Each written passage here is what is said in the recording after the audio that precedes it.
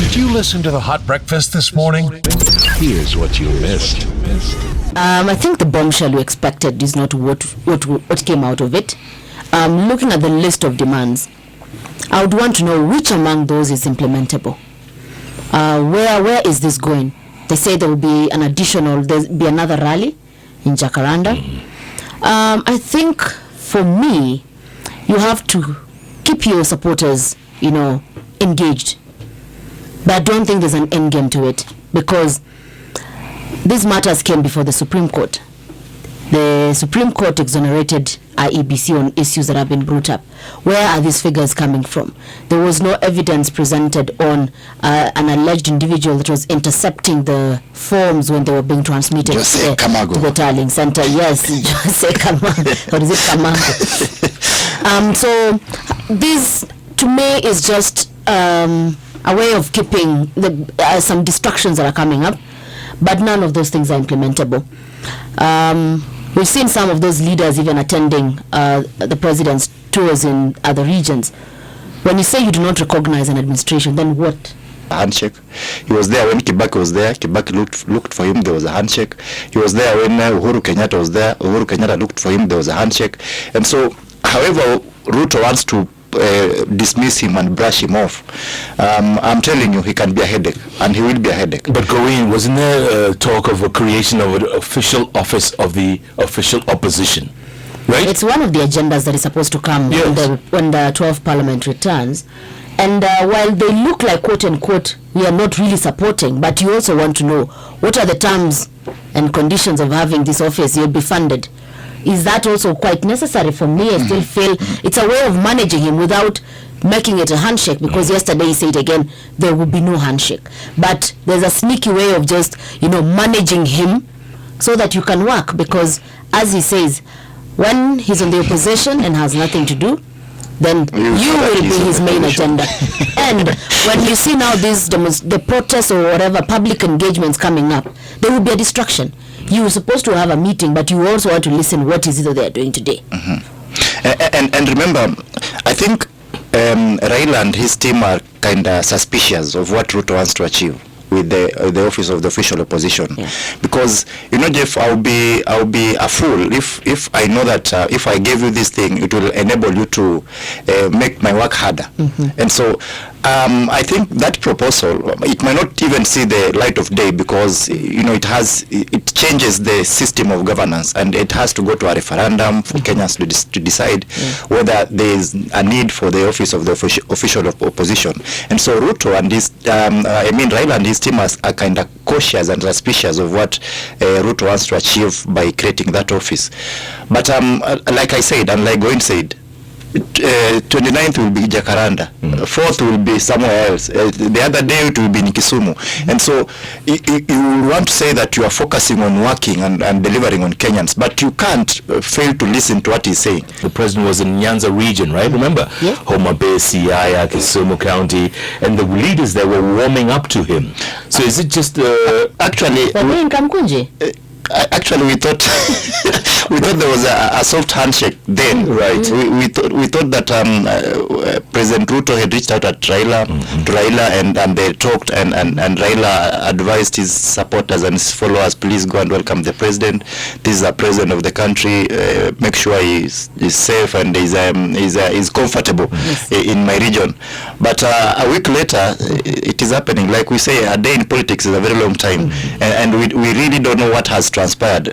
Then the talk was that foreign missions had come in and wanted Ruto and Raila to have some sort of working relationship because they didn't want these tensions to keep rising. But we are where we are, and if both have the strong stance as they have right now, then we are in for a long 5 years. And Jeff, remember, Nick, Ruto's campaigned for 5 years. since 2017. He campaigned for 5 years, and he made a pulpit his rallies every Sunday and every Saturday. He was on a pulpit spreading his message.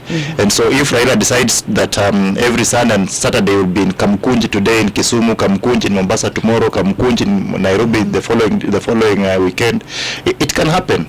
He just needs, and he's a political animal. He's a political animal that you can't take it away from him, and he can do that for a whole 5 years. But all these people who welcomed him, were they at the rally yesterday? Yes, some were. Were they vocal? Did they say anything? Very vocal. There. You know, once you're a Baba supporter, when Baba says Go left. you go left. You don't start questioning that. Oh, you know, I was with the president yesterday. No, you don't.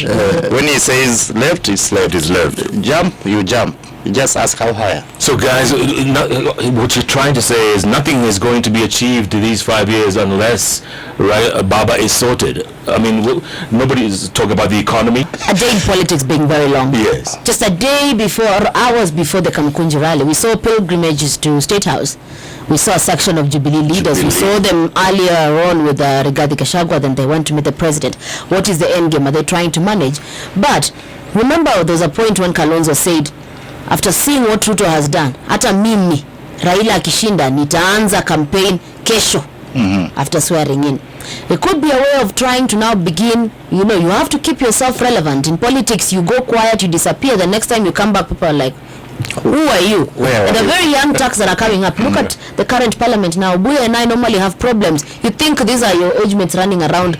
Maybe it's a journalist. This is actually a member of parliament. There are people who are now building themselves. So even for them, you have to try and maintain relevance so that your stronghold knows you are still there. The president is trying to isolate Raila Odinga and Kalonzo Musyoka to one side. He wants to make sure that the opposition is Raila and Kalonzo. Full stop. And Kalonzo, you can manage. You can manage it. It might not be as explosive as Raila Odinga is, and so you will want to imagine that Ruto can manage him.